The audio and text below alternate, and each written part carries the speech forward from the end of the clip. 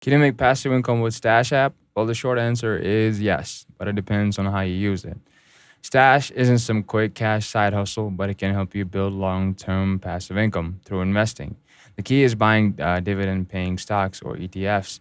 These pay you small amounts of money regularly just for holding them. Stash makes it easy to find these with curated lists and the beginner friendly tools. Another feature is automatic investing. You can set Stash to pull a few bucks from your account weekly or monthly. So if you're building wealth in the background without thinking about it, over time, well, compound interest kicks in and your money starts working for you. And don't forget stock back.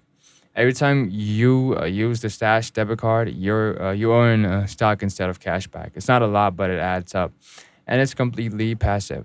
So while Stash won't make you rich overnight, it's a solid way to start generating passive income if you stay consistent. If you want more no fluff finance tips, like and subscribe.